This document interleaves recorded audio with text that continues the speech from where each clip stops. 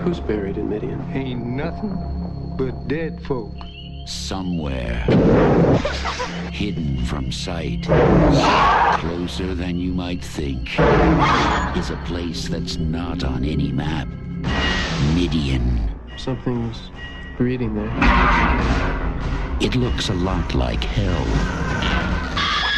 but they call it home. There goes the neighborhood. They're not pretty.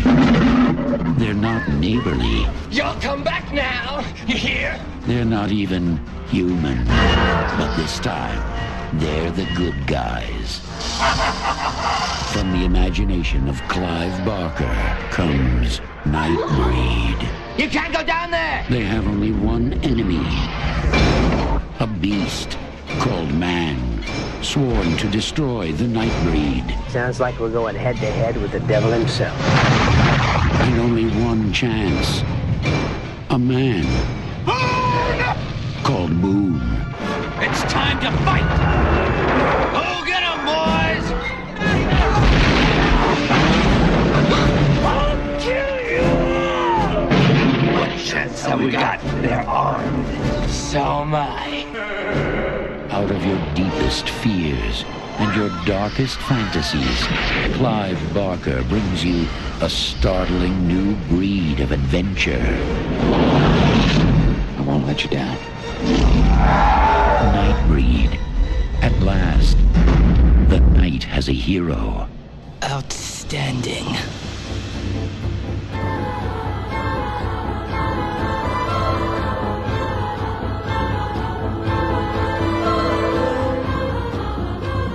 Hi everyone and welcome once again to Geekfest Rants. My name is Carlos Perone and I am joined today by Steve and Steve. Hello gentlemen. Hello. Hello there. Welcome to Midian.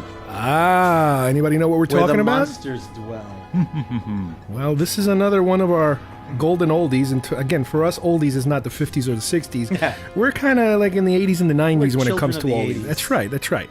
Well, this is Nightbreed. If you guys remember that film, this is back when the name Clive Barker was signaling that all of a sudden there's a probably new master of horror in the works.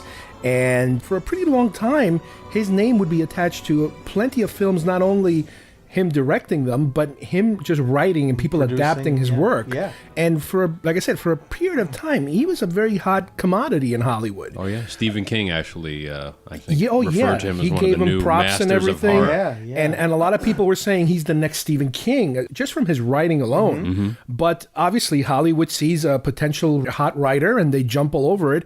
And this is one of his films, Nightbreed. Now, we are watching the DVD version, the regular DVD version. I know that sometime in the future they're going to release a Blu-ray, but this is the regular one we're watching. So in order to queue up to the movie, please go to your chapter selections, and we're going to start with chapter 1 and hit play now. And we have the Morgan Creek logo. Morgan Creek once again. Now, we had previously done a commentary for The Exorcist 3, which was also a Morgan Creek production produced by James G. Robinson and Joe Roth. We just saw credits for. And this is another example of butchering, I guess is a good way to put it, of a film by Morgan Creek. And it happened in the same year as Exorcist 3. Right off the bat, who shows you so much stuff? I know, that was in the credit. Yeah, in the titles. that's quite a tease. But this was a film, again, also shepherded by Joe Roth, who would later become the studio head at Fox. And he left Morgan Creek as this film was being produced. He's the one who bought this film.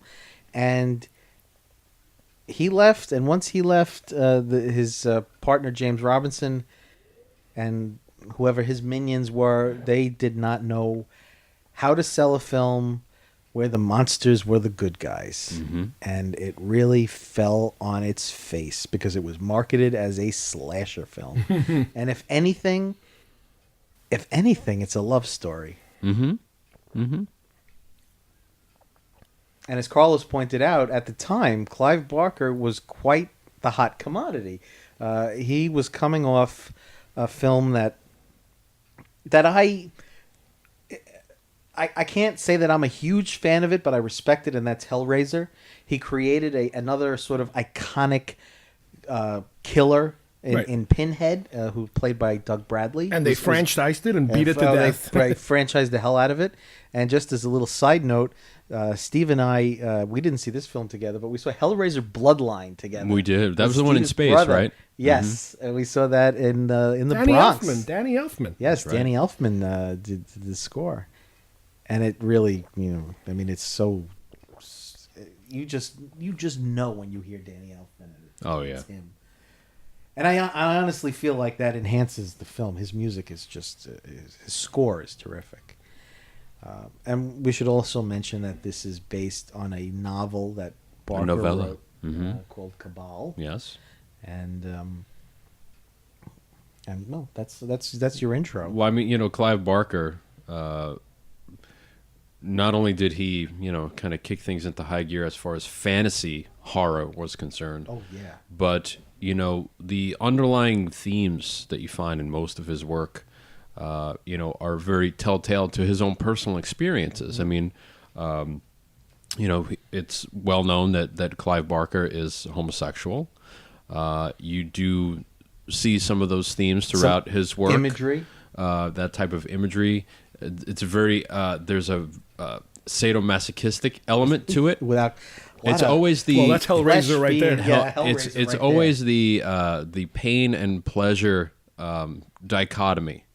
It kind of runs throughout most of the things that he does, and it can be unsettling, but at the same time it's very intriguing, and I think that's what people drew. That's what drew people to some of those early works to say, who is this guy? Because this is like nothing I've ever seen. It's uncomfortable, but I want to watch more of it. Right. And I kind of feel like the imagery of Hellraiser, don't get me wrong, it's extremely creative and like nothing you've ever seen. Yeah. But I gotta say, I agree with Steve that the Already? imagery We just started. already the imagery is unsettling. There's a lot of the different Cenobites in the Hellraiser films. I mean, you have Pinhead, your standard guy with the pin, but there are some really, really wacky designs and nasty designs. Some of these creatures. I mean, especially if he directs the movie, he's going to have a lot of input in the visuals. Oh, of it. sure. It's not some other director. Yeah. Trying to. And I mean, before Hellraiser, before the franchise went off the rails, I mean, even the second Hellraiser, which he did not direct, and he didn't direct any of the subsequent ones. The visuals are just... That is my favorite, by the way. I like it. I liken it to Evil Dead 2, where they had the the underpinning of the story. Mm-hmm. Now they had a budget. Let's really do something with this money, and they just kicked it into high gear with that second Hellraiser. I agree with you completely. What's interesting too is what usually happens when a newbie director comes along with a different vision, something that no one's ever seen before, and comes out with a sort of a low budget film. He's immediately sort of swept up by a studio. He's swept up. I mean, I don't know if this is the best example, but like somebody like Fede Alvarez, who based on his little short that horror short, they scooped him up and grabbed him. This is not, again, these aren't perfect examples, but like John Woo did all these amazing films in Hong Kong. It's like, grab him, get him, but then they give him something that's beneath him. In the case of Clive Barker, they wanted him, but I don't think they knew what to do with him. I'm tempted to say, like, did you see Hellraiser? Because what happened to him in the course of Nightbreed, I mean, was such a dispiriting, disappointing experience that he basically never worked again in Hollywood. I mean, it was another 5 years before he did another film in Lord of Illusions. Well, it sounds like they tried to mainstream him. That's what I mean. And then you get something different. You get something that's an inferior product. Oh, this must be the Red Shirt family. By the way, in terms of like imagery and stuff, I love Decker. I love the mask.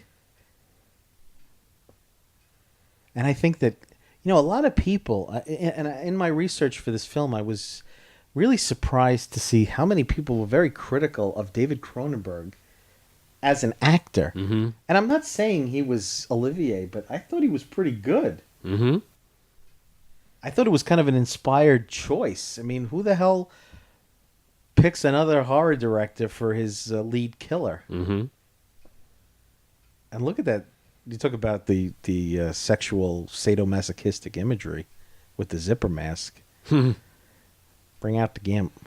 Now, this is not Josh Brolin. That's Craig Sheffer. Right. But he could be Josh Brolin if he was shot today. He's a precursor to Josh Brolin. He's the pseudo Josh Brolin. And Cronenberg's done some acting before, He pops in every now and then. Prior to Nightbreed, I honestly don't know how much. Didn't he have some cameos in his own films? He might have, but we're talking about a big co-starring role here. Yeah, it's a big role. A lot of screen time. And he has the cadence of his voice. It's very soothing, Mm-hmm. And then for him to be the guy. I don't have a heck of a lot to say about Craig Sheffer. The big overriding memory I have of him is as the nasty rich kid from Some Kind of Wonderful, Right. which is a film I like very much. And he really has not. His career hasn't exactly, lit anybody on fire. Right. He was a soap actor. He got his start, I think, on One Life to Live or one of those shows, as a lot of people did back then. Some Kind of Wonderful. Right? In the beginning, especially that opening sequence, I'm starting to see, and I haven't seen this movie in a long time, I'm starting to see a little bit of Sam Raimi in the way he kind of frames the shots and gives you slight close-ups. Mm-hmm. It looks like he likes to play with like depth perception and stuff like that. He was also in River Runs Through It. Mm-hmm. That's quite a credit. Now Decker is setting up Boone, and you Yankee fans will know, will get a kick out of his name, Aaron Boone. Mm-hmm. Carlos, you got that right. I have no clue what you're talking about. 2013, it was the 10th anniversary of that pivotal home run. I don't agree with Steve. He's stating a fact. I'm quoting. So he's already, Decker, this film,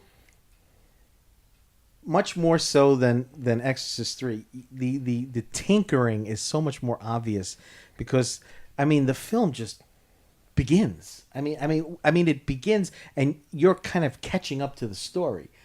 Act 1, it's the shortest Act 1 in like the history of movies. Mm-hmm. And it's devoid of any sort of character development. It's not monumental. It's kind of like, here's what's happening. Go. Yeah. Wait. Wait. What's going on here? And all I'm getting a sense is that Decker. Well, you don't even know that Decker is the murderer, but he's setting Boone up to be the murderer, and he's drugged him, and he's given him this powerful narcotic, and he wants him to. Now, have either of you read this book? Cabal? No. No. Never read it. I've never read any of Clive Barker's stuff.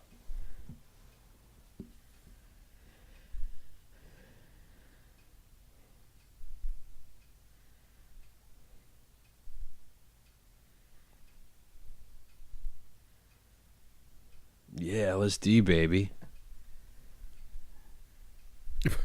That was quick, too. That was very... But even the way it was edited, it was like the music, boom, cut off right there. It's like, what's going on? Well, this film really, it clocks in at I think an hour and 42 minutes. But well, the original cut was well over 2 hours. Oh yeah. Mm-hmm.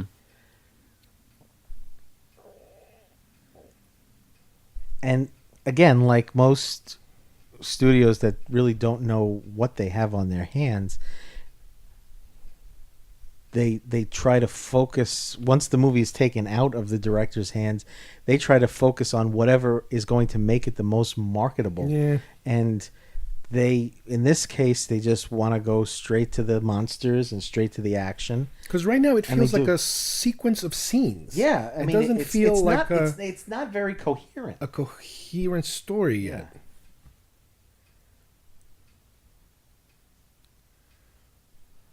Another actor who's been dubbed. Most of the monster characters are British actors, and the majority of them are dubbed. Because he's English, right? Who is? Clive Barker? Yeah, he is. Yes. Mm-hmm. And this movie was shot in England and also in Canada. Mm-hmm. But like as I said, the Pinewood. the majority of the British actors, just like in Star Wars, are dubbed. And in the case of Nightbreed, it was more a matter of the studio refusing to bring in the original actors to loop their own dialogue. Mm-hmm. So they would not. The Doug Bradley, who played Pinhead in the Hellraiser films, is a major character in this film. He plays Lylesburg, who's like the high priest of Midian. He is dubbed. He's a major character. I mean, he's a guy whose voice you would know. Mm-hmm. But they just refused to fly him to L.A. because by the time it was they were in the looping stage, they were just like, let's just get this movie out and recoup our losses. Right. Wow. But it's funny. I mean, we'll get to this soon enough. But the director's cut, or they call it the Cabal cut, that's coming out. There's actually a YouTube video which shows Doug Bradley looping his own dialogue. So he's gonna voice the character. Oh, that's great. And Clive Barker is nothing if not explicit.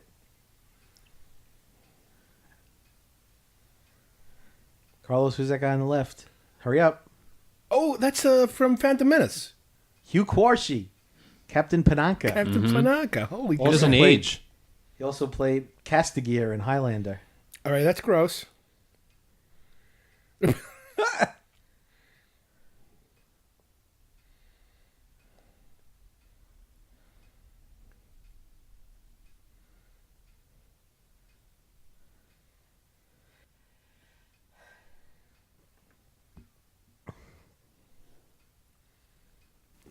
I got the you feel like Danny Elfman was scoring like every third movie that came out around this time.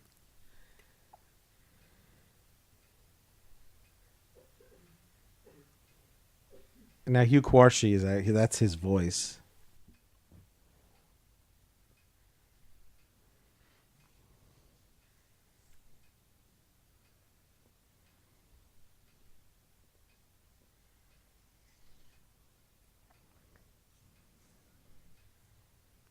So how do we feel about, just as a little bit of a tangent, how do we feel about David Cronenberg's films? Talk about uncomfortable imagery. Mm-hmm. I've never really been a huge Cronenberg fan, to be honest with you. Neither have I. My favorite Cronenberg film is The Fly. Mm-hmm. And that's the one I find the most accessible. It's the most mainstream, I think, of all of them. Yeah. I mean, was he Scanners? Yeah. I kind of like Scanners. It was creepy weird. And for the time, it was one of those films that you would see a picture of it on like Starlog magazine. Right. But it would like, this is way beyond normal. So this is the stuff you don't touch. This belongs to like Fangoria or Gore Zone or one of these magazines. But yeah, later when he did like Dead Ringers and some of these other films. Dead Ringers. And now Dead Ringers, again, that was still pretty mainstreamy. But yeah, he Or what about one that we were talking about off mic, Crash? yeah, that's when he That's kind of just goes off the rails. No comment. Actually, I will comment. I remember seeing Crash in the theater, and the audience just kept, moaning like, "Oh, what are they doing?" And then finally, it just got to that point in the convertible, the scene with James Spader, and people left en masse. And I mean, they just got up and walked out. We're the kind of people who are not easily offended or easily startled, and I was like, that just Ugh. It gave me the willies. Now, how does he know to come to this place? Just instinctively? No, well, the other guy he was talking to, Yeah, the guy crazy, cut his, crazy Oh, okay. head guy. his skin off. So Midian is... This is another thing I find kind of confusing, at least, which I'm sure that the director's cut will kind of flesh out, but like Midian is this, they almost, they sort of know that there's some weird monster thing going on there, but they've always sort of left it alone, the authorities. Now, the director's cut. So, what is the history here? Is this film was cut a certain way with the director's approval, and then the studio took it from his hands and recut it? Well, yeah. I mean, they get the first cut, and then after that, it becomes studio property. Now, is the rumor that the director's cut was a more coherent film? Oh, yeah. It ran 2.5 hours. Yeah. Fox went back and said, you got to cut an hour out of this film. A whole hour out of the film. Well, a traditional horror film is an hour and a half. And I mean, you're still talking about an hour and 40 some odd minute film, but the beginning is just, it's where how many minutes in, and all of a sudden, he's so much has happened. Well, like I said, just the opening title sequence, they should never show you anything like that. That was, I almost felt like they did that the studio did that to be like, just hang on. We're going to give you these guys later. In like 20 minutes, they're going to be here. Hey, it's Jay Leno. And there's Kit Fisto. Kid Fisto.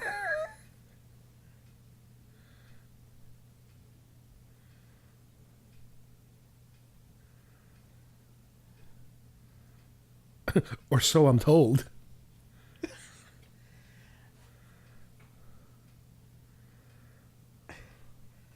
I've heard that the actor who plays Peliquin, that his real voice is like a very high-pitched, kind of almost effeminate voice. So I think they chose the right actor to dub him.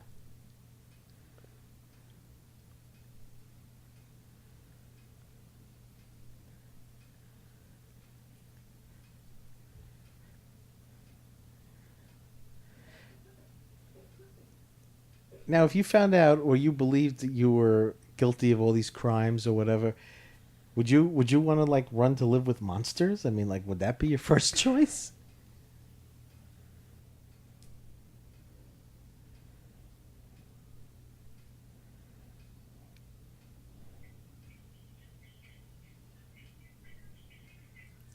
Beast. Again, maybe the book gives you more insight on why would he go to this or the group. original cut. Yeah, maybe. Who knows?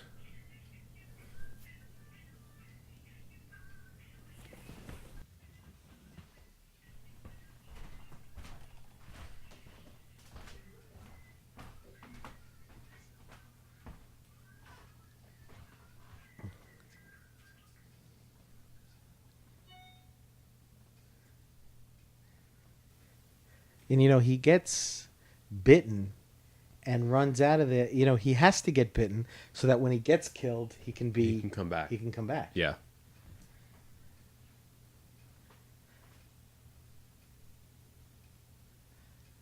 See, the character designs in Nightbreed, I find them very imaginative. I don't find them as unsettling as the Hellraiser characters.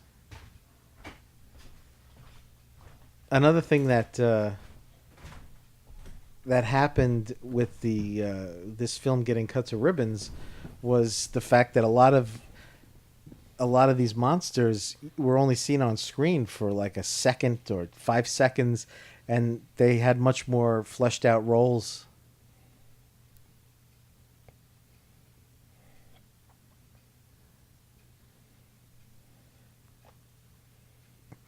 This I did not see Nightbreed in the theater, although a couple of my friends did. One of my friends absolutely loves Clive Barker, and he saw this opening weekend, and he said the same thing that we said when we saw Exorcist 3. He was like, this is like a completely new kind of horror film. This is great. This is whatever. And this film disappeared quicker than, anything. Well, again, to talk about Starlog, I remember a lot of the pictures showed up, and it was like the next big film, the next big film, and then next. They would just move on to the next thing. They just unloaded it as fast as they possibly could. And you talk about mismarketing a film. The poster is his girlfriend saying something like, Laurie thought she knew her boyfriend, but she doesn't. It's really awful. Well, it's not a slasher film, but how would you categorize it? A fantasy horror? Fantasy horror? Yeah, I mean that's what Barker intended. Yeah. You know, but what he other... actually when they changed the name to Nightbreed, and he was appalled because he said this is not your typical slasher film. Yeah. You know what I mean? We're dealing with complex, theories here. Oh boys, Decker's selling them out. But where would you put it in at the time existing films? Was there anything like this before? No. Well, I would say it's closest to Hellraiser? Barker's previous films, to Hellraiser 1 and 2. Yeah. It's just a little more mainstream. But you're turning the genre on its ear because especially you'll see this much later on in the film. The monsters are the good guys, and the naturals. You got Decker, he's the serial killer, and then you have these crazy militia guys who show up later on, who are these redneck, kill anything that move kind of guys. Well, I mean, they had an $11 million budget, and it didn't make that. So Yeah. It was a commercial and critical flop. Yep. And it's funny, I'll never forget this. My friend who's a fan of Clive Barker was pushing, I believe, the VHS release of this film. He did a nationwide tour, and he showed up at a Blockbuster Video in Levittown, Long Island, and we went and we waited online to meet him, and we got his autograph on. They were giving out Nightbreed posters, which he was signing, and a friend of mine had a book called The Chronicles, which was all about the making of Nightbreed, which he also had him sign. And what I mentioned before about the character designs, this cut only scratches the surface of what was designed and shot for the film.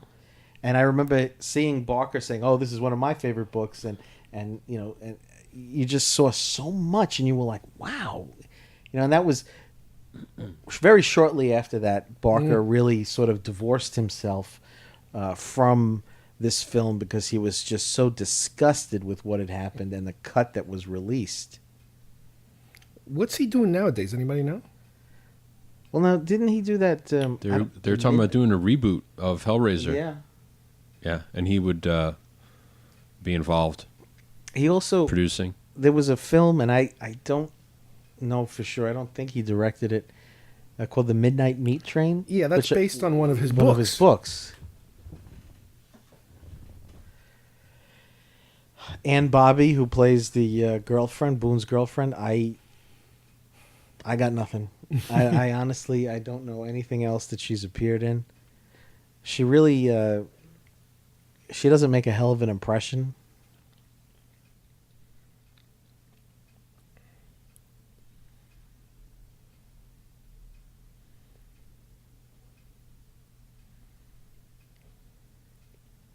Cheesy pre-digital effects.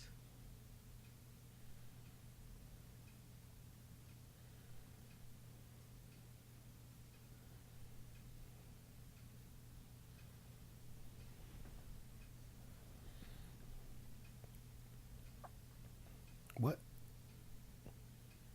I hate shots like that. What is this? Was it David Russell?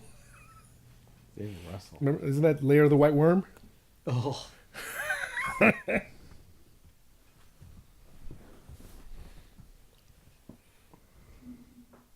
Ooh, I like that. He should have a batleth on that table. Yeah. It's such an 80s room. It's American like Psycho. American Psycho. Yeah. So Boone has dreams about Midian and is telling Decker about his dreams. And I mean, I have a hard time understanding the character of Decker. I mean, does he engineer all this so that Boone leads him to Midian? Because is he not aware? Is he completely unaware of what Midian is and wants to get into it through Boone? Right, or is he aware of it already? And yeah, that's very unclear. Is this more leftover footage from The Shining? That's from Just more Alberta, Canada footage.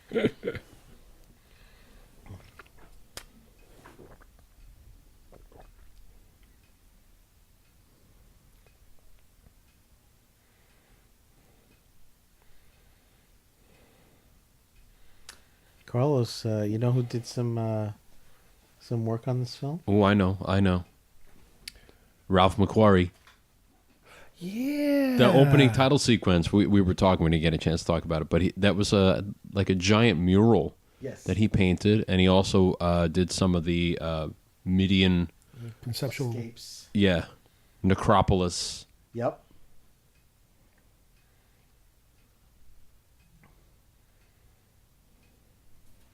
Now, what year is this? 1990. Shot in 89. Again, 90, but it's got the 80s feel. We're always like a year or two behind when it comes to when it was made and the influences. This is 80s through and through. Just like some early 80s films look like it's 70s. Yep, absolutely.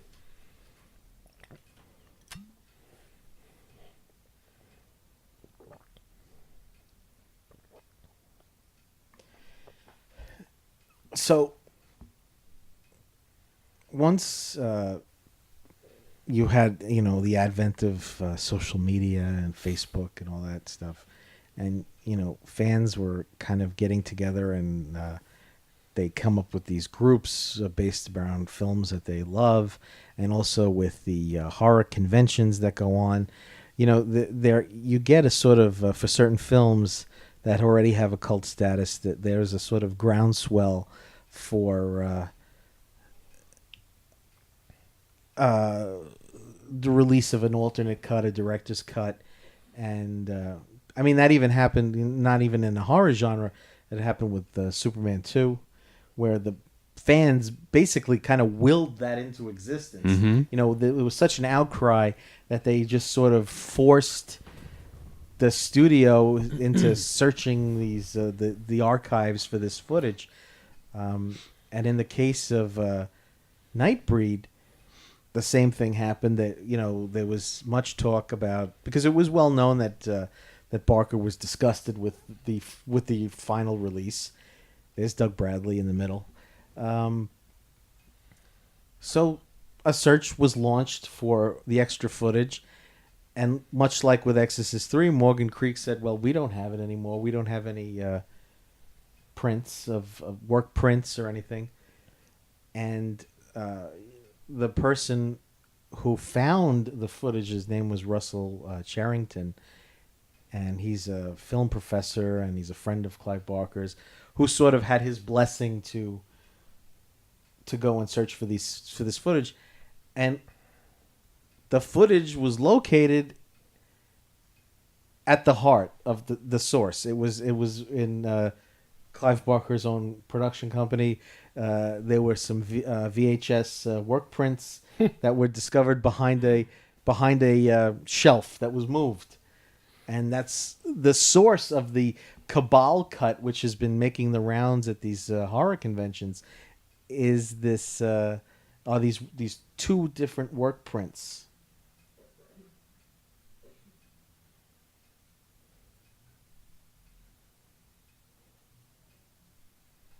Yikes.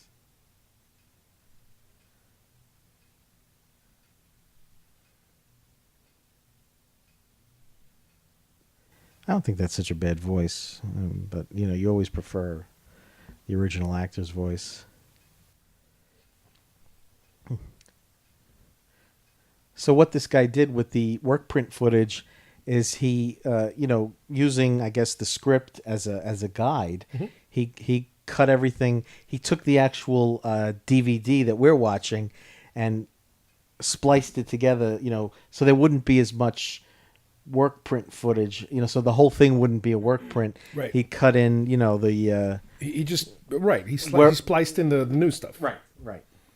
Well, just getting back to what you were saying before about the, these Kickstarter type, campaigns. Well, yeah. When Grassroots. We've seen this film, it matters to us, within the canon of horror, fantasy horror. I think because we know the circumstances that went into its development, we know that there's a possible resolution to fix some of the flaws of the film. Right. That's why they are actually coming to life. Yep. Because we know, and like you said before, more and more people are connected to become a voice, and we're very passionate about wanting to see what was it supposed to be like, because even we as fans see the disconnectivity that happens. And we just talked about it before. The whole first act is just, it's all over the place because it's accelerated. It's on hyperdrive, just trying to get to the whole Midian, portion of the story. It would be nice to have some more understanding, to know where is everybody coming from, because we don't know, and you never really do know where is everybody coming from. Now that works in certain films where you don't necessarily need to know. It's like a bad version of the Chronicles of Narnia. Yeah. Labatt's. Little Canadian shout out. Canadian, yeah. But what's interesting too is, by the way, the movement, the sort of grassroots movement for Nightbreed is called Occupy Midian. Mm-hmm. And anyone who's interested can go to occupymidian.com. They also have a Facebook page to kind of get the word out. And we're talking about a film where that has succeeded, because not only has the footage been located and these screenings have been happening all over the country, but Morgan Creek has agreed to release the director's cut in cooperation with Shout Factory, which is a great company that's been putting out a lot of the films that we hold dear, on Blu-ray. So Matte drawings. Yeah, matte painting. And so we're getting, with this film that's coming to fruition, we're going to see what we've always wanted to see. Now, what's interesting to note is that there have been reviews by fans, people, very devoted fans of Nightbreed, of these screenings. And actually, to be honest, some of them haven't been very good. And some of them have been kind of like, well, I'm glad I got to see the footage, but you know what? It wasn't that great. And what I'm seeing, what I think they're doing, though, and I'm honestly glad to not see the work print, because what's going to happen is Barker is going to piece it all together. They're screening a work print. Mm-hmm. And as we talked about before, kind of off mic, is that a work print is just, by its very nature, it's way too long. It's something that, it could be a 3-hour cut of a 2-hour movie. And it should be very rough looking also. It looks very rough, and the effects might not be finished, and it hasn't been sort of nipped and tucked like a final cut would be. So I have a feeling that that's what Barker is going to do. I don't necessarily believe that the Cabal cut, as it's called, is going to be the final release product. Whereas this movie's an hour and 40 minutes, the Cabal cut might be 2 hours and 40 minutes. Mm-hmm. Maybe Barker's cut will be like 2:10 or 2:15 or something a little bit more manageable. You still want to keep it tight. Yeah. And of course, I'm assuming and hoping that they'll show us all the footage, but it doesn't necessarily have to be in the film. Right. They could add it on afterwards, a special features, deleted scenes, whatever, stuff like that. What is that thing? That's a kid. I mean, it's going to turn into a kid, but that's the daughter of this character. There are a lot of puppets in this film.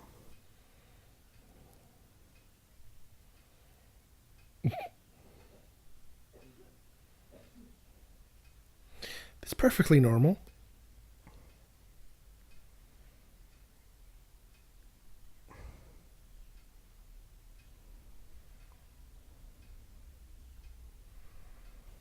Didn't even have to show any sort of change and morph effect. No, I guess not. Done the old-fashioned way. Cut. Cut.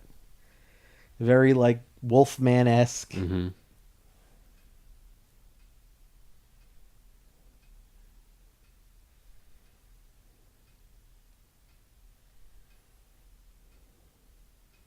There's this, and I can't tell if it's just the fact that we're watching a DVD copy, but there's this haziness around everything that it's very. Actual DVD. It's This very. isn't a copy. No. I'm saying the fact that it's a DVD that we're watching on an HD set. Oh, right. But it could also be.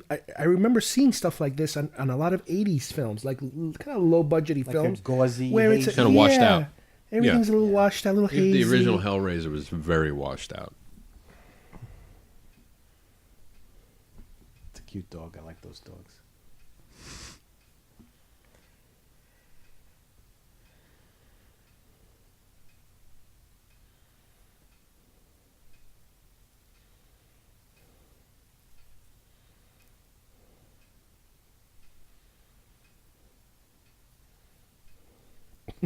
Dude, you got a little thing on your cheek. You got a little tissue on your cheek. You got a, never mind. That's his eyelids, his other eyes. So, Clive Barker writes about some dark stuff, right? So one has to ask the question, where's that all coming from? What happened to this guy? I heard that when he was very young, when he was 4, he was at some sort of air show, and there was a French skydiver who fell to his death because his chute never opened or something to that effect. And he witnessed that at 4 years old. Oh, Jesus. I wonder if that has anything to do with That's where it? things His went. outlook. There's not more? Lord knows what else happened. Oh, my God. Well, like we mentioned earlier, I remember, when his names first started popping up everywhere, Stephen King endorsed him and said that here's the next wave of horror, blah blah blah, that sort of thing. Marvel Comics jumped all over him when Nightbreed came out. They had an imprint called Epic Comics, which was for more mature readers, and they adapted Nightbreed as a comic, and the initial, I guess, 4 issues or 5 issues that adapted the film, and I actually have these. I should go back and look at them. Are based on the original screenplay, and then the story continued on for about another 25, 30 issues. I don't know if Barker wrote any of the comics. I don't think he did. But it was out for almost 3 years. The Nightbreed comic.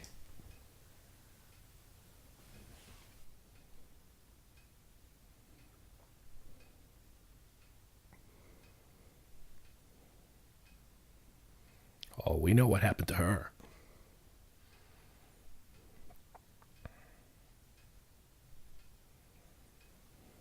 I guess one of the things that attracted me to Barker, even though, as I said, I wasn't a huge fan of the Hellraiser films, was the element of creativity in his stories and his character designs. I was never a huge fan of the real true slasher films like Friday the 13th. How can he see with the little button thing? I know, right?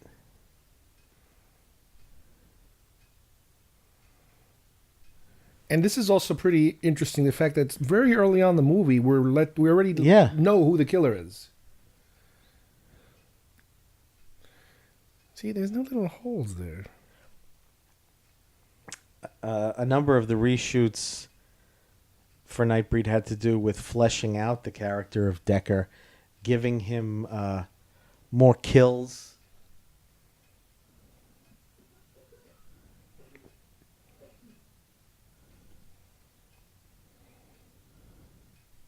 Well, the studio's probably going nuts right now. Like, yeah, that's what we want. We Yeah, want chase the Crazy heroine, guy slash chasing her, the girl. slash her, slash her.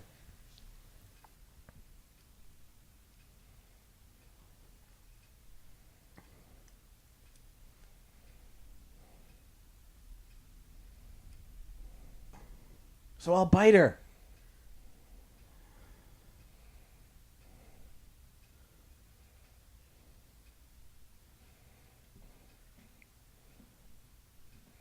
These guys look like Star Trek extras. I know. You gotta wonder. They take Boone in rather quickly, and within a very, very short period of time, he's responsible for the destruction of their entire civilization.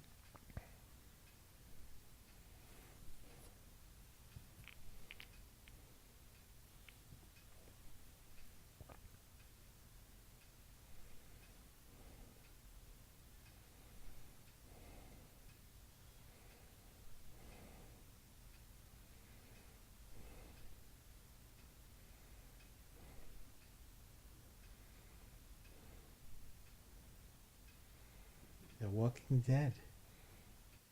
Ah.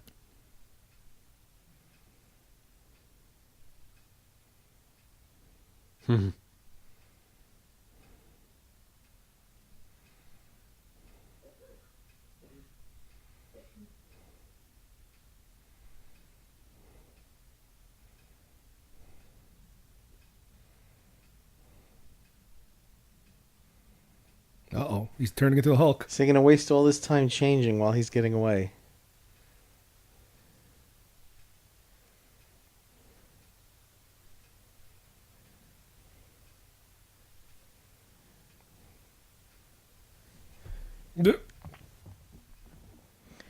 Now, is it that they take him in so quickly because they believe he's the savior, that he's the one who's prophesied to come, and he's the chosen one who's going to bring balance to the force?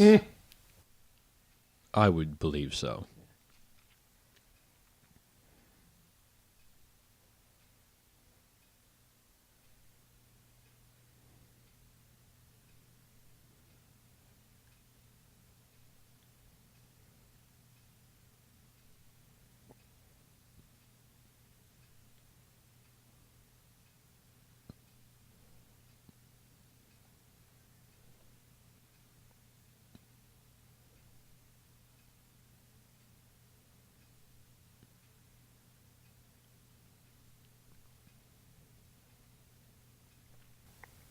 Nice car.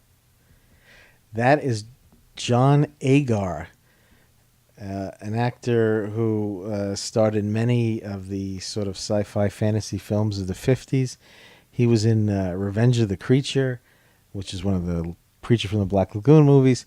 He was in some of the giant ant monster kind of radioactive movies. He was in some movies with John Wayne.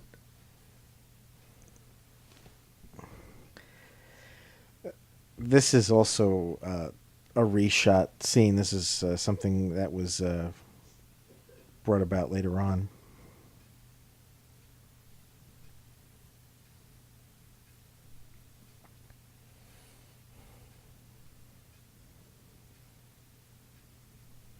It's funny that up until not too long ago that last film was released, that Meat Train thing.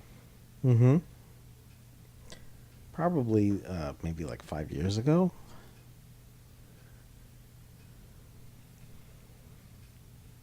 And that also is starting to develop a little bit of a cult following. Now I don't know if in books he's still as popular as he was. I think he's still pretty prolific.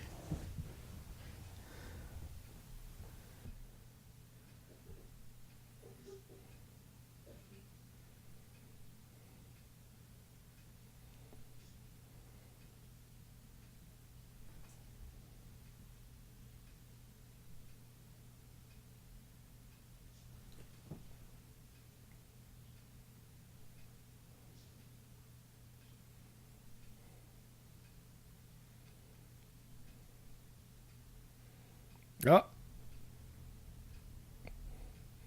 You killed my stuffed wolf. Okay, that's creepy. I mean, even though it's pretty, oh, nice coffin. You know, the love story between Boone and his lady. I don't know what her name is. One of the attributes of the director's cut, and one of the complaints that people had about the director's cut, is that one guy said it was like a Harlequin romance. Mm-hmm. That it was just, just too much romance.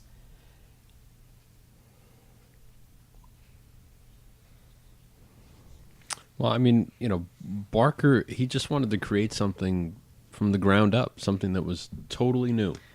Different characters, this entire mythology that nobody had ever heard of. And, I got to give the guy credit. I mean, whether you are up for his visuals or not, I mean, it's incredible what comes out of his imagination. The only problem is that we haven't seen a modern, and by modern I'm talking about within the last, 5 to 10 years, version of, his material in a modern way. Because this is still, this is dated now. The makeup looks like makeup. It does, yeah. There's a lot of masks being used and prosthetics and stuff like that. This is also, what's being hinted out here is very. Is really, really expanded in the director's cut. The sort of history of Midian and the history of the monsters.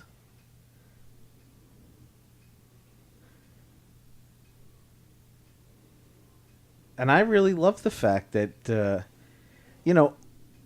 I'm a fan of monster movies from way back, the Universal horror movies, the Hammer horror films.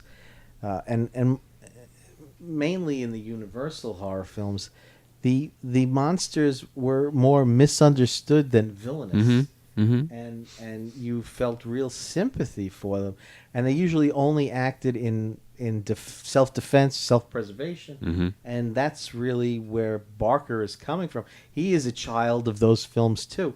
I mean, as much as he's got his own imagination running on overdrive, he loves the classics, the Frankensteins, the Wolfmans, the Draculas, and a lot of those characters, not so much Dracula, but a lot of those characters were very sort of sympathetic. I'm surprised he hasn't tried to do his own version of a classic creature. I know.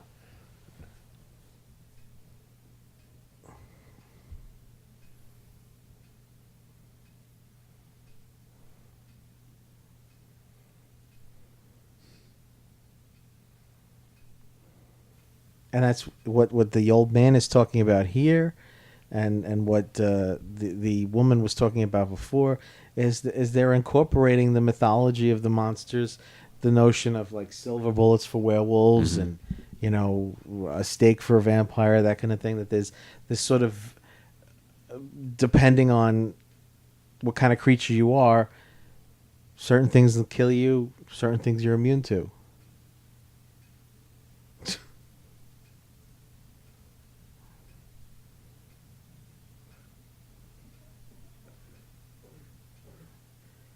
His buttons are different. Remember? His buttons, they had like X's in them? Yeah, you're right. I guess he has different masks depending on what mood he's in.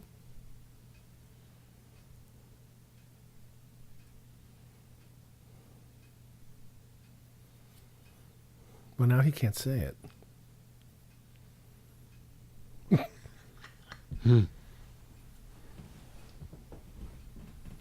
So he references killing other breeders. I think that he is just fascinated. Whoa. He just wants to wipe people out. He doesn't care. Yeah. I think he thinks that people are vile, but I think he's also sort of disappointed when he finds out that the the Nightbreed are. Oh God, It's Quado. That they're like humans, you know. I think he was expecting. Decker was expecting characters like him, and they're very peaceful. They're very family oriented, with the exception of Peliquin.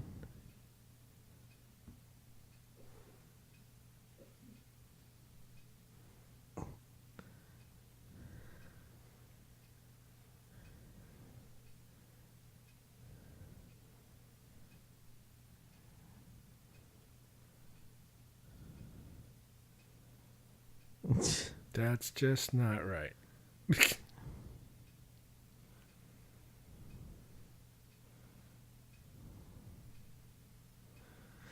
Now, my feeling is too, like with the Cabal cut, that this scene is probably like 3 times as long. Mm-hmm.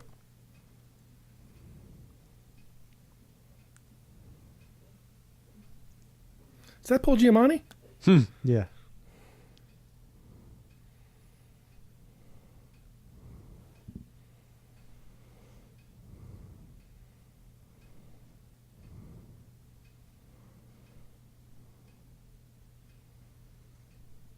It's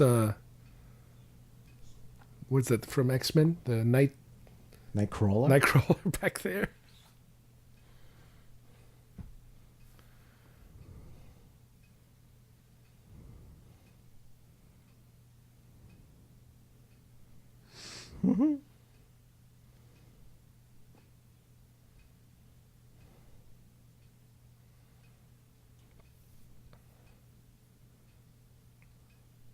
Nice.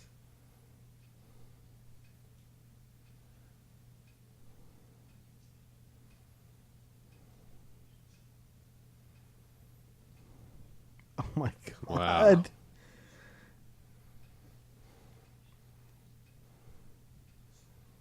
What's going on back there?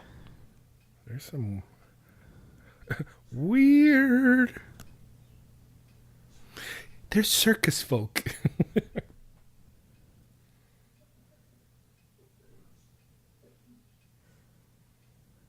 Are these the family-oriented people you were talking about before? Well, like Carlos said, they're circus folk.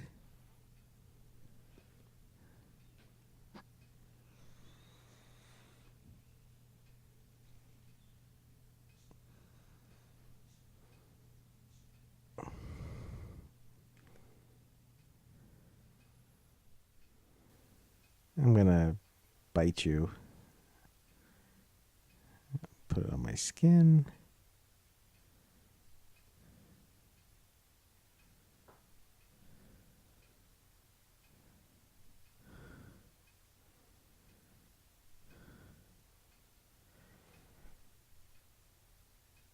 I can't stand Peliquin. Okay. Well, this is Baphomet, their god.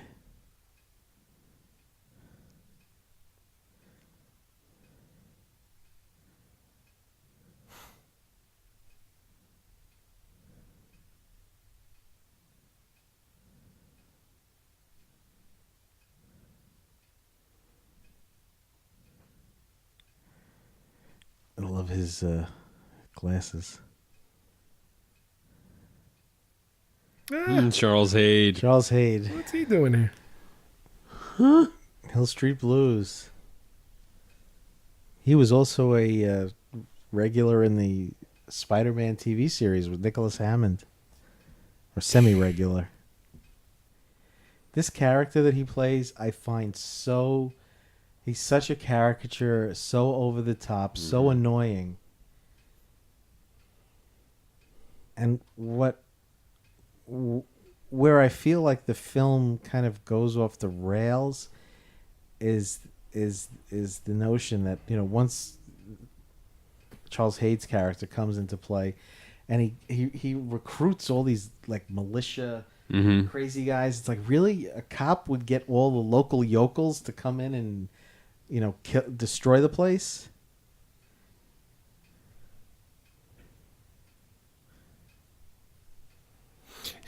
You know what this reminds me of? Again, the maybe the cinematography of Highlander, the indoor Highlander scenes.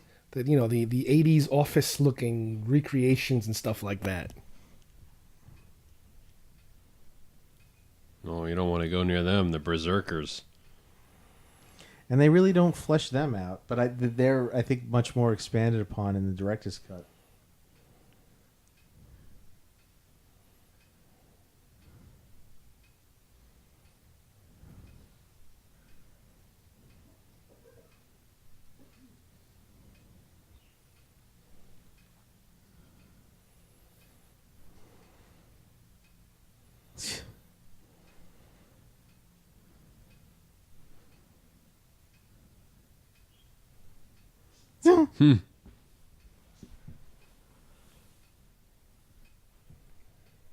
Now here's another thing that I guess I would call a criticism.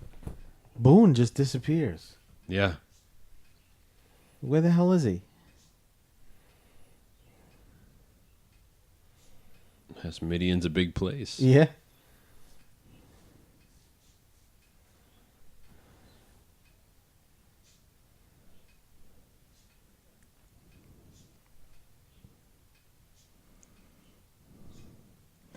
You mentioned before about Highlander. I think that was shot at Pinewood also. There you go. Maybe some of the crews are the same. Well, you got one of the same actors. Hugh Quarshie was in Highlander. He was? He was Castigier. He was the last immortal killed before the final battle. Mm-hmm. A lot of sets were built for this. Yeah, Good this Lord. is very, very elaborate. You can't fake this stuff. They had to have repurposed some of this, though. From knows? another production. Probably. For $11 million. That's not a lot of money. I mean, it really does look like a much higher budgeted film. Mm-hmm. I mean, granted, they're small sets, but they're sets, Yeah. They're not just go to the store and buy me a bridge, The design is really great.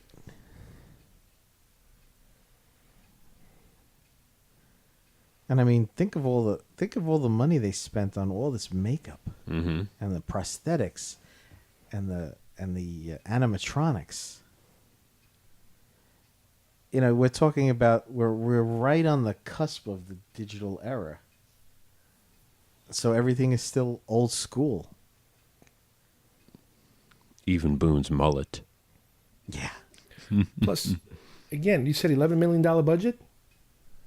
This was 1990, 1989, let's say. Star Wars was $12 million Oh in my 77. God. Yeah. Right. And, big difference. Yeah.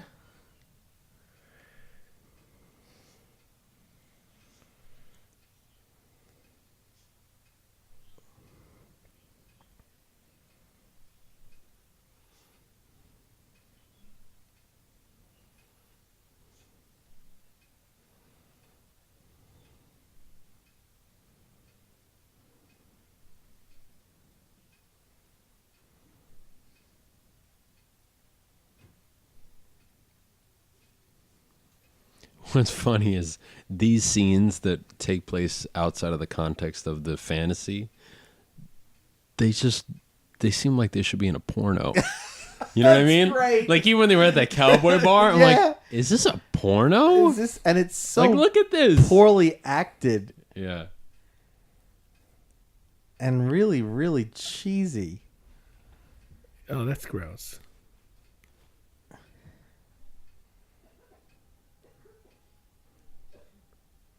Ugh. And she's still eating it. Yuck. Nice folds in your skin there, lady. Yeah, you can just kill her. Whoa.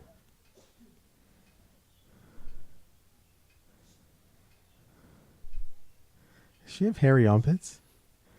It's a British thing. Canadian. Exteriors are shot in Canada. Yeah, but it's supposed to Interiors are be. shot. But it's supposed in- to be in.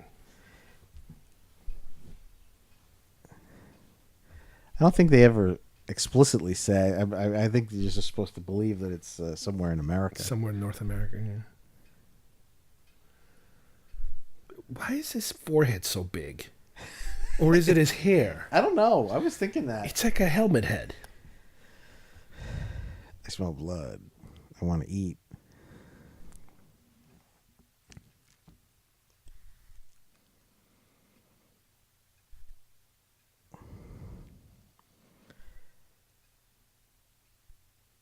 And this film feels just so disjointed. Whoa. Holy cow. Car phone. This is 1990. I mean, What? should there be cell phones? Is I that what you're mean, saying? no, should there not be? I mean, I got my cell phone in like 96, I think. 95, 96. Yeah, but they had car phones. Well, at least it's not one of those two-hand phones. You know, those, hello? Like the shoe phone from Get Smart. Hello, walkie-talkie?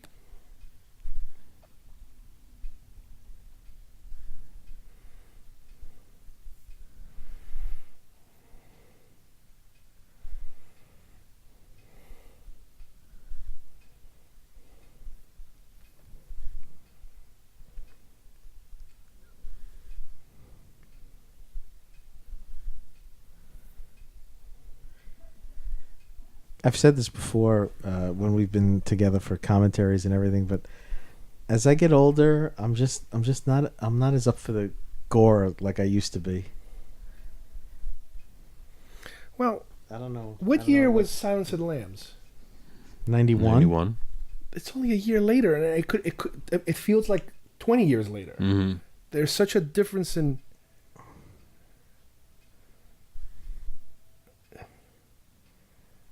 It's just such a better executed everything, you know. Well, I mean, look at the kind of budget Silence of the Lambs had. And Silence of the Lamb could be gory. It had some pretty gory Yeah, it did. scenes.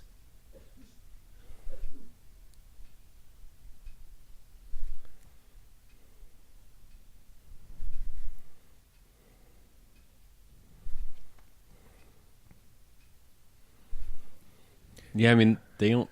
The budget for Silence of the Lambs was $19 million. That's not a lot more. But you got to. But they didn't have all the special effects. Exactly. I mean, you know where the money went here.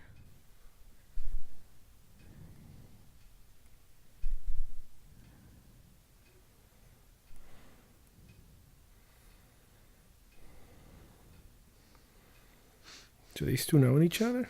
Oh, there's another character that just kind of doesn't make sense. Look at him with the gloves. Oh, come on. It's like he's supposed to be like some Gestapo.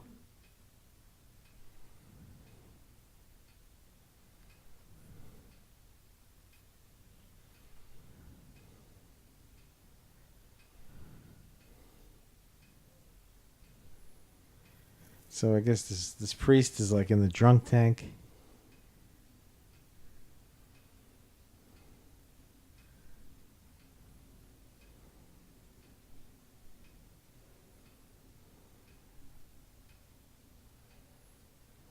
Got a stogie going.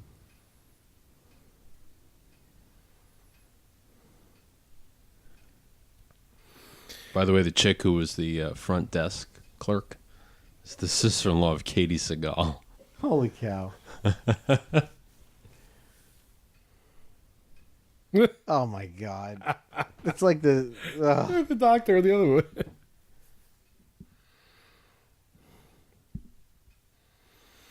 That's what we need. We need painted portraits of each other of ourselves.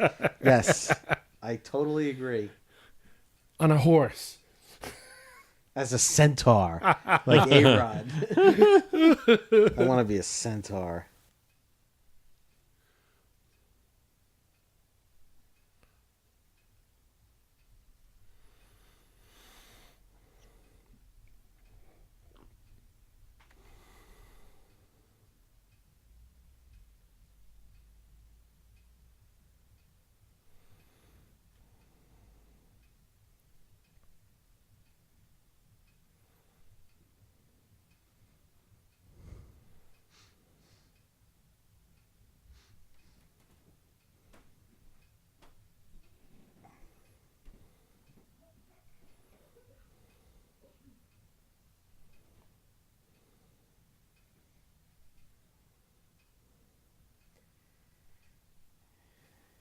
Yeah, Aunt Bobby has not done much.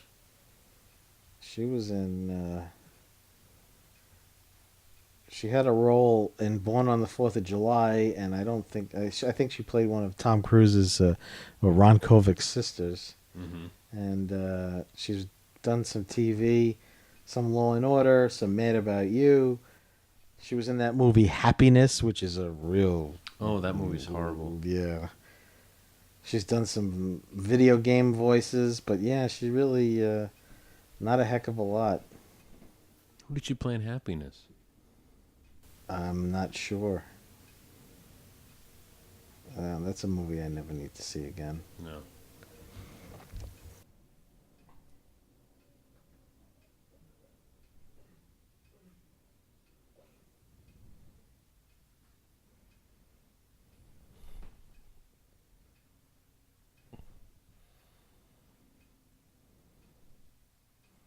Meanwhile, on a matte painting.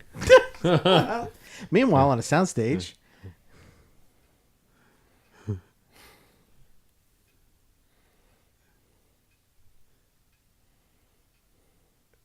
Ooh.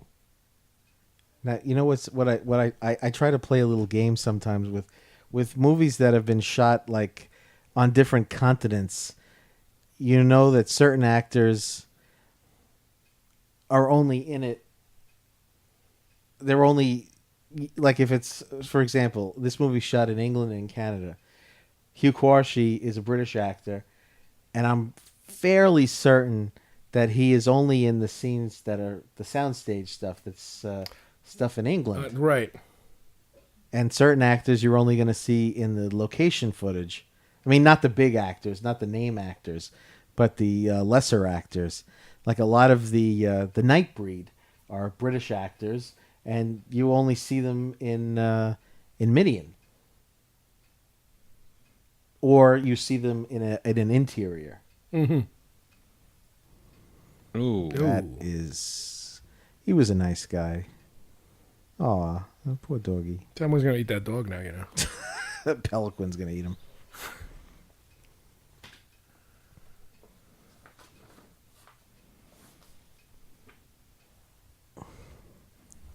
Yeah, Hugh Quarshie has been in tons and tons of British TV.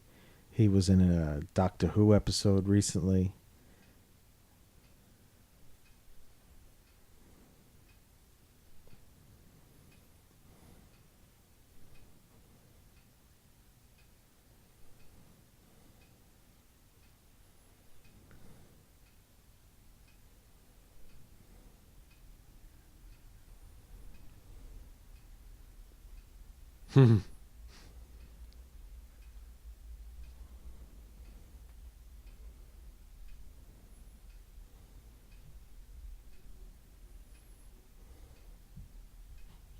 I guess they are in Canada.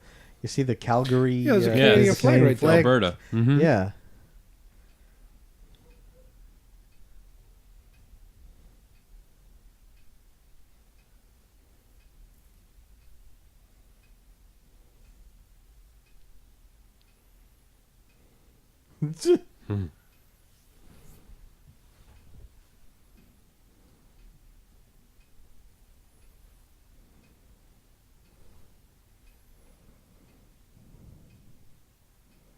Yeah, I mean, this is like nuts. Get the pitchforks. Yeah, I mean, it's funny. It's almost like a modern day lynch mob that they're going to storm Castle Dracula. But I mean, really, a cop would go out and get these guys to help? They did it on First Blood. Don't make fun of But I think First your Blood. monster movie What? analogy is more appropriate. And that, again, the misunderstood monster. Mm-hmm. And the evil humans. Mm-hmm.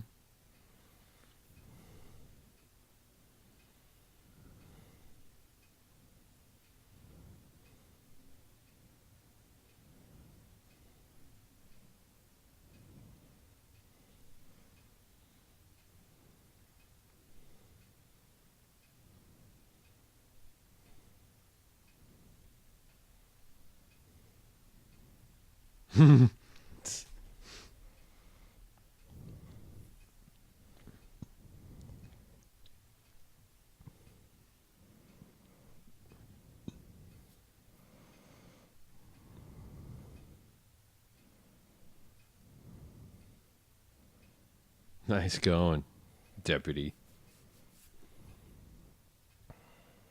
I am smoke. Whoa, I am topless. Forgot about that. There you go. Hello. Barker was like, come on, we have to get some flesh. Even though he doesn't go in for the chicks.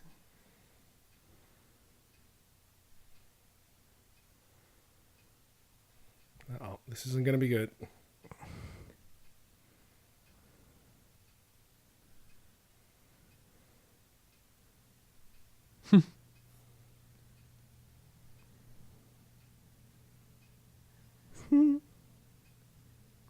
Looks like Michael Bublé.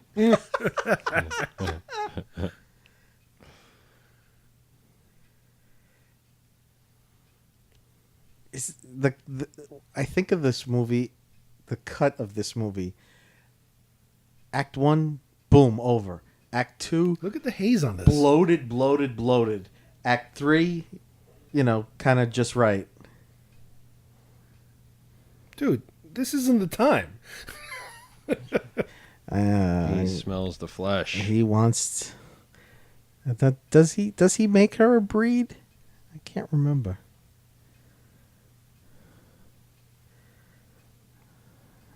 I think he bites her. She's a bad girl. So she can be one of them.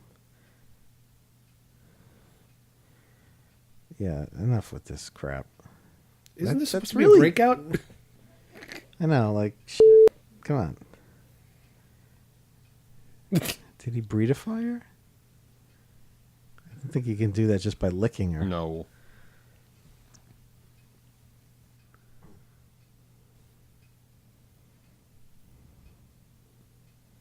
Oh, good idea.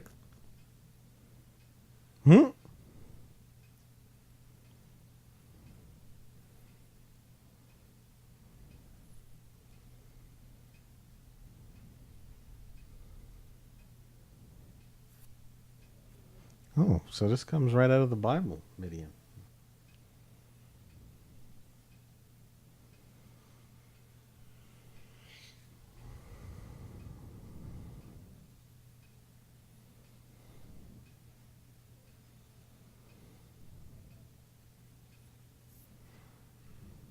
Midian, from the Hebrew, a geographical place and a people mentioned in the Bible and in the Quran. Oh. Located in the northwest Arabian Peninsula.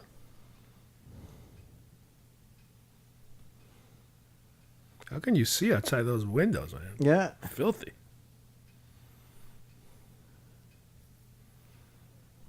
Oh, Canadian hillbillies.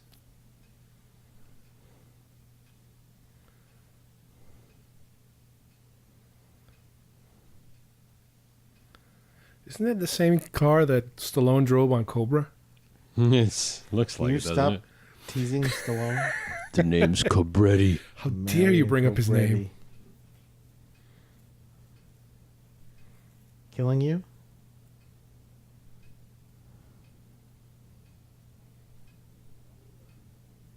Oh, no.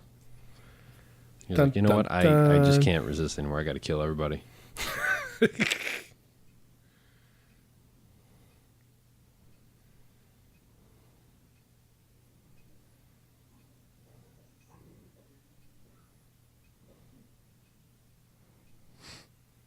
A bunch of cops right there. It's I know, crazy. right? Like 5 feet away. We're too busy setting up the dynamite. Mm-hmm. -10 seconds. Like they have that kind of precision with these Okefenokis.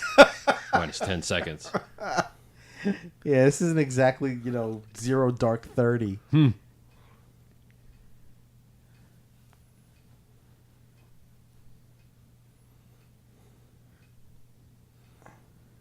Oh, that was a fresh new casket.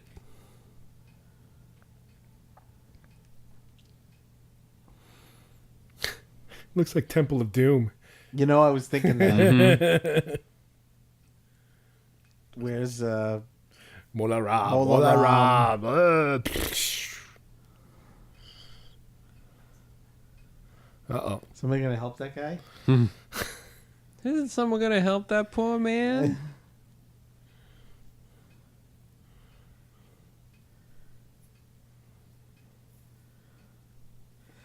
I'm waiting for Ash to show up.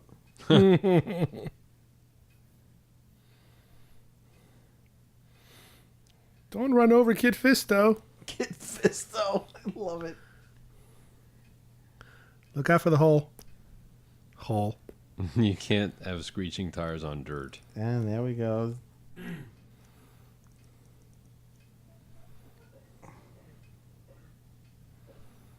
Who are those two?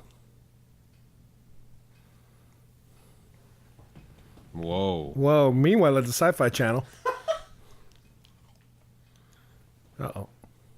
See, now he's got the X's back on the eyes. Mm-hmm. That's called bad continuity.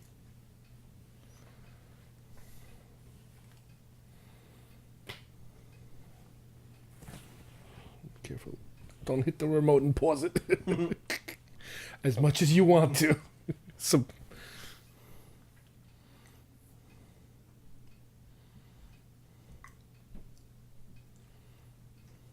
Oh, here's a new guy.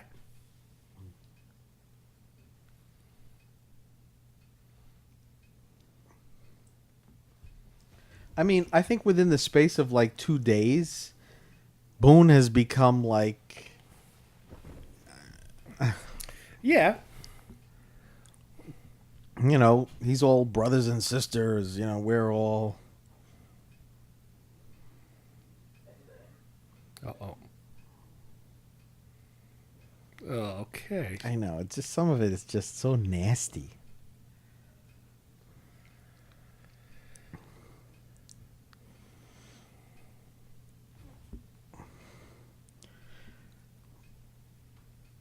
Yeah. Clive is definitely kind of a freak.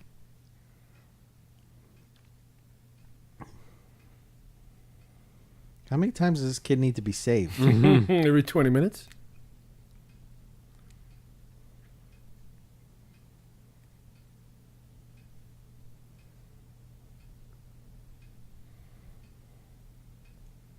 Nice.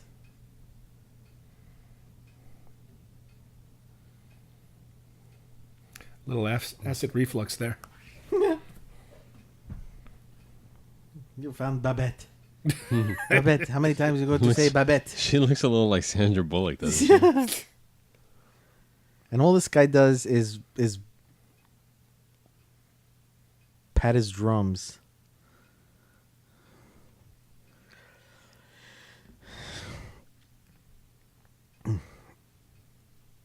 I'm sure, as with you know, the Hellraiser, there was the hope that, you know, this could be a franchise. Mm-hmm.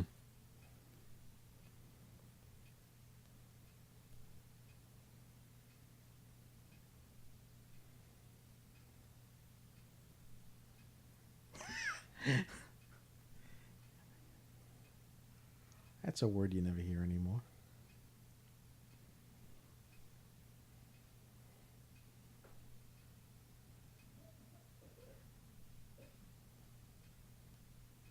Oh, I just happen to have a flamethrower. They have everything. This reminds me of the scene in Batman Begins when they're in the Narrows. The Narrows, And yes. it's all hell is breaking loose. Yep. So you got like villains and, you know, it's like multiple villains floating around all over the place. Mm-hmm. Complete and utter chaos. Mm-hmm. Oh, And look there out. we go. Look at that. Look out. Now, what is she doing? That's She's like a porcupine. Yeah, but did she shoot needles at him? Why did he? That's why what did I think he? happened.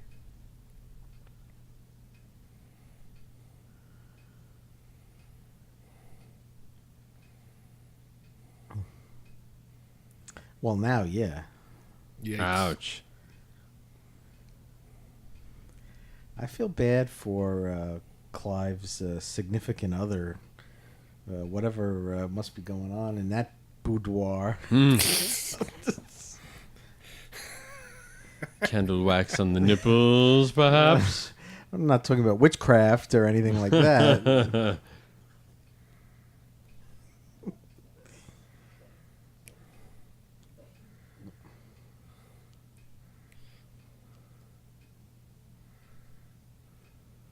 Get the cube.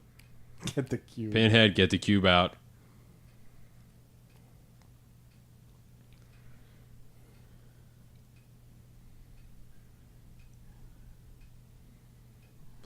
Let the berserkers out.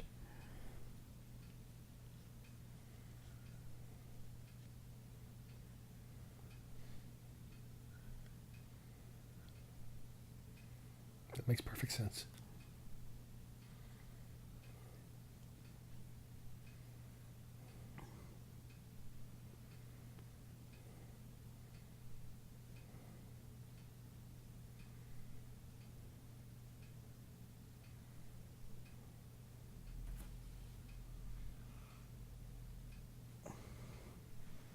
You know, you seem to have two types of breed in terms of makeup. You have the really, really elaborate ones, and you just have like the kind of ugly ones that have like, you know, some like googly eyes or something. It's the garbage Ooh. monster from Star Wars. There you go.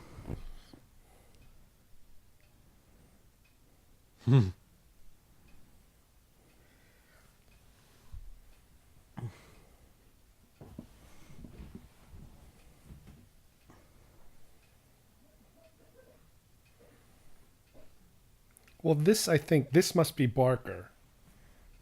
In terms of, he's rejecting religion and he's Could be. You know, they called him a faggot. It's like, oh, how you know? Well, he's actually a self-professed Christian.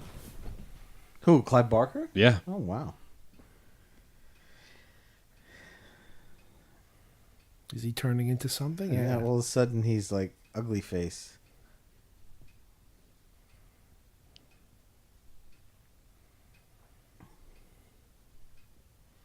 Time to release the Kraken. The Kraken. Yo, Moses. Moses.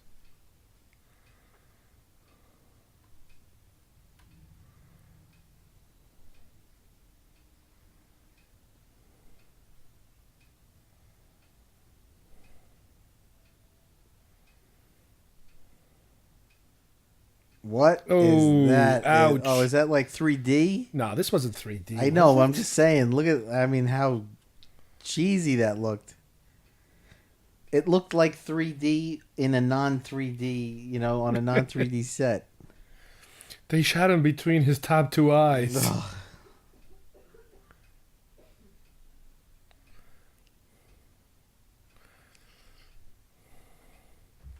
Okay, everyone, orderly. Come out in an orderly fashion, please.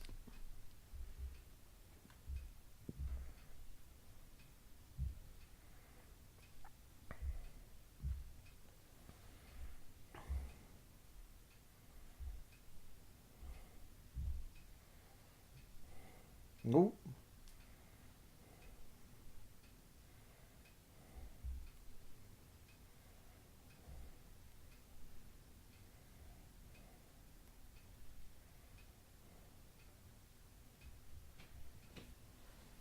You know, in 2012, apparently Barker almost died. I vaguely knew something about that. He apparently went to the dentist and he got blood poisoning or something like that. He was in a coma for almost Jeez. 2 weeks. My God. Oh, Okay, look at yeah. that. Oh my God. Now Yeah. you're talking.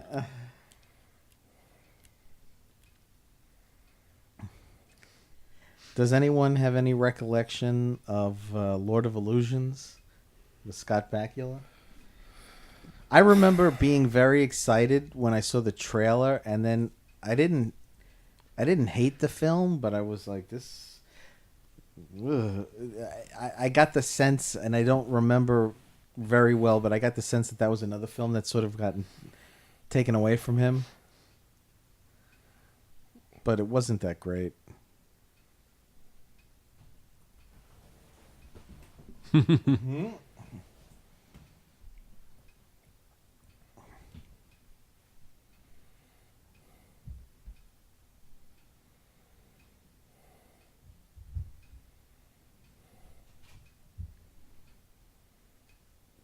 Some Whoa. elaborate weaponry that these hicks have. Oops, I missed. Where'd they get this stuff?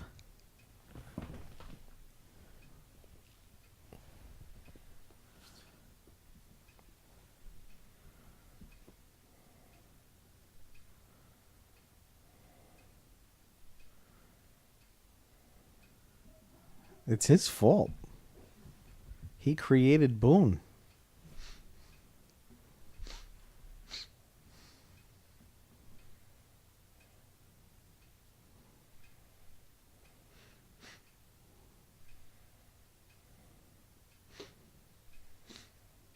Just like Anakin.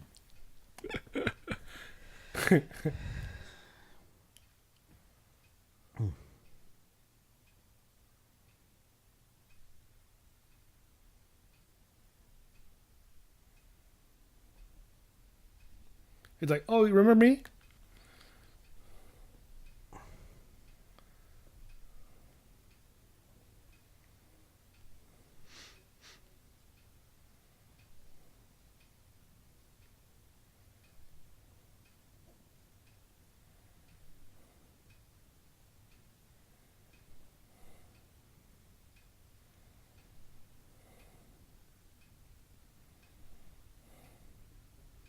So, as Boone said, they got to leave. They got to fight. They got to get out of there. Right.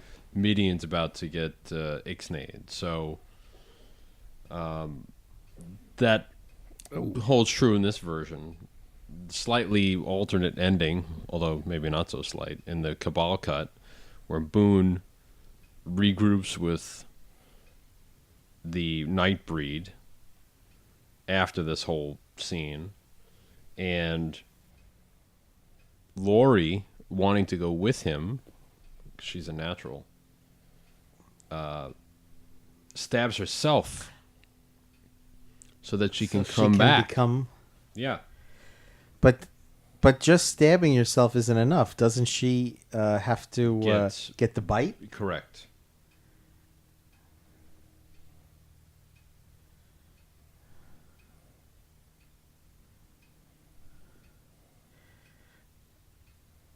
Something else that was reshot was the fact that Decker is resurrected at the end. Right.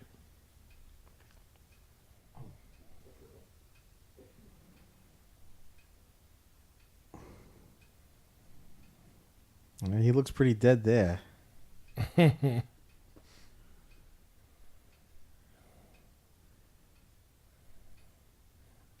He's doing the Batman voice. I wonder if he, in the Cabal, if she stabs herself, if she got like in front of him and just went, hugged him and, or took this knife and then stabbed herself.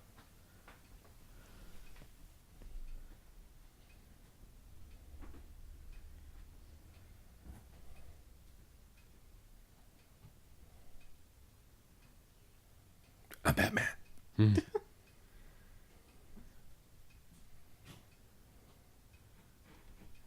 Maybe they made his head look like that for the whole film so that you wouldn't notice Just to when they hide all put the the makeup? prosthetics on. No, I got a feeling he's got a giant head. You think so? He's part of the Giant Head Club. Giant Head Club for men.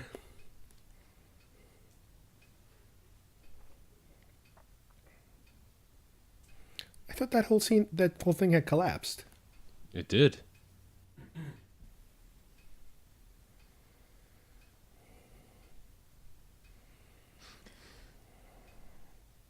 Uh-oh. Weirdness. Highlander. There could only be one. Uh-oh.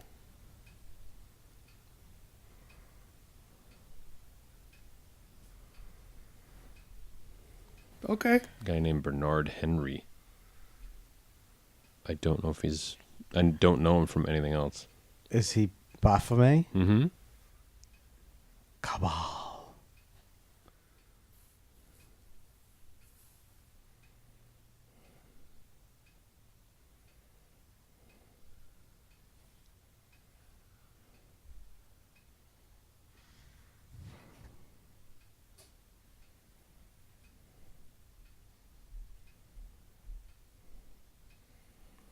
what should be interesting about the restoration for Blu-ray is the fact that the original elements are gone. They're going to be restoring from VHS work prints. Wow. That's got to take some doing. I mean, You think this looks washed out?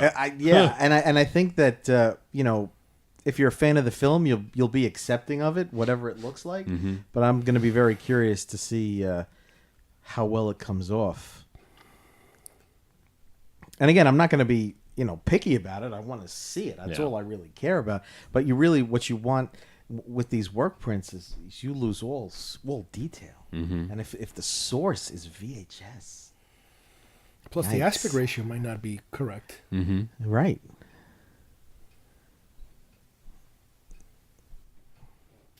We're going to live in a barn now. In the circus. Just call my name. What is this? The Howling? Everybody's hanging out in the barn?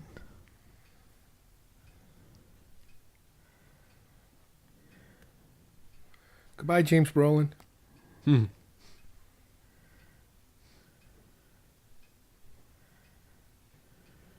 Or is he Josh Brolin?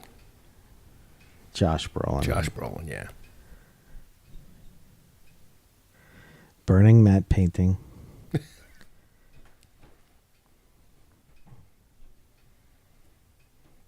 That one's dead. I mean, we have Father Crazy Pants Ashbury. worshiping his god. So this is all done after the fact.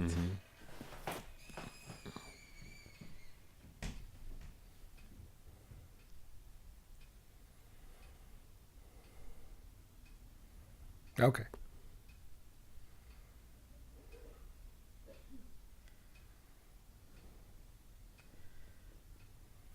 So apparently that's like the source of all, that's the resurrection juice.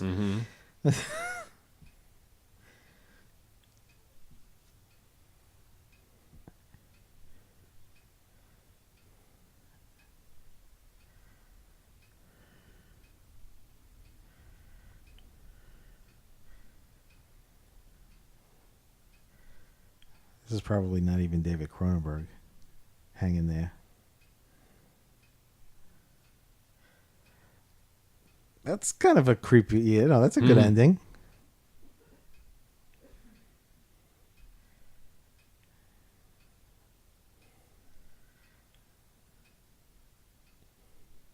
And the studio's probably saying, and this is where the sequel will start, right there. Well, yeah. That shot will be the beginning of the sequel. And, even back then, I would have loved to have seen more, to continue the story. But we've talked about this in the past. Even movies that got nowhere financially, why didn't somebody do not that I would want to see it, but why didn't somebody do a straight-to-video sequel? Yeah, but you know what? When you're talking about those, like the Dark Man sequels and all that. Yeah. Pumpkinhead 3. It's all crap. I mean, it's going to be crap. I mean, it's like the Hellraiser movies. After a certain point, you just you knew what you were getting was awful. Ralph McQuarrie. Yay! Although, to your point before, we did see Hellraiser Bloodline We in the saw theater. it in the theater. But you know full what? price. But you know what? That was a matinee, I think. We were with certain films, like Showgirls. We knew what we were getting into. We were doing it as a goof. Rumble in the Bronx. Rumble in the Bronx. We were not expecting anything wonderful. Yeah. There were the movies we saw that we were excited about, and there were these movies that we were we were young, we had disposable income. We'd be let's go see this piece of crap. And knowing full well it was going to be a piece of crap. And you're talking also about a time when a lot of these movies could still get a theatrical release. You know, you're talking about certain movies now that they just wouldn't even in their own minds think that they're ever going to get out in the Right. theater. If a studio nowadays thinks they got a turkey on their hands, they'll go straight to video. Straight to video. And it wouldn't be a last-minute decision either. I mean, No, like you said before, we've seen Stallone, we've seen Bruce Willis go straight to video straight to sometimes video. without any big hoopla Yeah. about it. It just quietly goes to video. And sometimes there's maybe like some sort of a contract stipulation where it has to get put out in the theater, and they'll put it out in like Oklahoma in like one theater, Right, just to and get it just out. to say that it was done in a theater, had its theatrical release. But I mean, I for one, I'm very excited to see the Cabal cut, and as we said initially, this is one of those films that I wonder if, like, kind of when happy you, that it, is when you do happening. something like a different cut, like, would Danny Elfman be involved in creating more music, or do they have more music? that would be or interesting. Or do they just recycle the existing or music to stretch it? Or did he provide enough of a soundtrack? That there's enough unused material out there Right. for him to stretch out some of Right. these cues. Well, it would be interesting to see if Now, as far as you know, they're not reshooting anything. Oh, They're not- no, no no, effects no. are being tweaked. No, like if anything, you were just having, you'd have original actors looping their own dialogue. That's about the extent of it. Right, but I honestly don't believe that they're going to kind of rejigger any of the effects. well, hopefully they have like we said before. Hopefully there's enough material. Maybe there's effects they never bothered using. They were just cut out from the movie or stuff like that. Yeah. I also don't know if these work prints have like the old like scene missing the X Or the time code running through them. I'm sure they had time code, but that's the thing too. Like when Or they black and white. when they slap time code over a work print. Yeah. Does that mean that the footage the whatever's underneath the time code is gone? You know what I'm saying? Well, no, I think they Or is purposely that embedded in? No, like, I think they purposely. I think what's happening is that I don't know if they still do it anymore, but they used to purposely cut with burned-in time code. That's this what I'm way, saying. This way, they know that from this frame to that frame, this is going to be gone, so they don't bother using nice color, touched-up material because they only do that when they have the final locked, edited film. Right. Once it's fine and locked in, then they say, "All right, give me this shot, give me that shot, take it to the colorists or whatever, I forget the time, the color timing people, Right. and then they tweak it. But while they're still deciding what to do, they're not going to do one damn bit of work on So it. that's my point. The point is the source material that they have for the Blu-ray are VHS work prints. I don't even know if it's got the burned-in time code. I would be surprised if it's clean and nice looking. Well, I know it's not going to be nice looking, but if it's burned in, It's possible that it could be letterboxed. It could be letterboxed VHS, and in the yeah. black, the time code Yeah. running. Yes. So that's easy to remove. That's just Right. black. But if it's burned over an image, you're stuck with it. so they're not going to release something that has no. Maybe they would even blow it up a little. No, they would go in and they might just alter it. Unless they have access to the original footage. But they somehow. don't. Well, then screw it. Then they can't do it. It'll be interesting. It's going to be a rough-looking copy. Well, Okay. this brings us to the end of Nightbreed. Nightbreed. And who knows? Maybe at some point we can talk about this new cut that's going to come. Maybe we'll do a commentary over the Cabal cut. You never know. Who the heck knows? But I would like to thank both of our Steves today for joining us today. Thank you, gentlemen. My pleasure. My pleasure as well. And I hope to see you guys back soon here at Geekfest Rants. Bye-bye, everybody. Later.